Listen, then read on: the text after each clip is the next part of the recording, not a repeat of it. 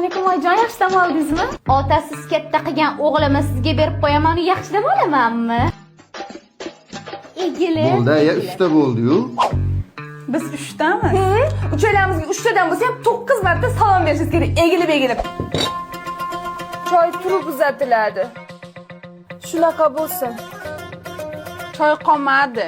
Choyni ichib olsin, damlab keladi. Oyim choy tugasa nima ichadi? Mayli, yaxshi ishlab keling. Onamni gaplariga xafa bo'lmagin. 1 yil sabr qilgin, ko'nikib ketasan. Xo'p bo'ladi deb tursang bo'ldi. Bo'pti, mayli. 1 yil dedimi? 1 soatda qo'lga olaman. Umidaxonni to'yda kachmen bolani ko'rdingizmi? O'sha meni katta akam bo'ladi. Ishonasizmi? 5 yildan beri qiz topolmayapsiz. Siz to'yda bir marta ko'rib, mubtalo bo'lib qopti-da. Rosa mehribon qiz ekan dedi, lekin aksi ekansiz. Kenajon, ertalabki holat prosta hazillikda. Akangiz meni, yo'q, sizni ko'rgani qachon kelar ekanlar? Birinchisi hal. Barnoxon. Nima? Voy Barnoxon, to'yda bo'ynovchi bolani ko'rdingizmi? O'sha meni kichkina akam bo'ladi. Naq 5 yildan beri qizoqlar topolmayapmiz. To'yda bir marta sizni ko'rib mubtalo bo'lib qoldim. Mehribon qiz ekan deydi.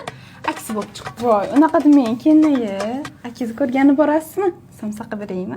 Ikkinchisi ham hal. Oyijon, nima qilsam ekan? Ha, dadam bo'ydoq-ku. Oyijon, bilasiz, oilada katta farzandman. Dadam 5 yildan beri onamdan keyin o'zlari bizni katta qildi. Shu to'ydan oldin uylab qo'yaymi desam, xudamga o'xshagan mehribon ayol bo'lsa, dedi. Ha, shuda, ko'r bo'lsa ham, cho'loq bo'lsa ham, kar bo'lsa ham bitta er bo'lgani yaxshi kelin. Assalomu.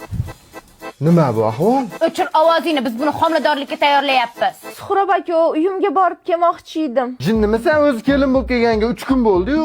O'chir ovozingni, tushundingmi? Qiz bola xohlagan payt otasini ko'rgan, borib kelish kerak. Birga boramiz, kelin.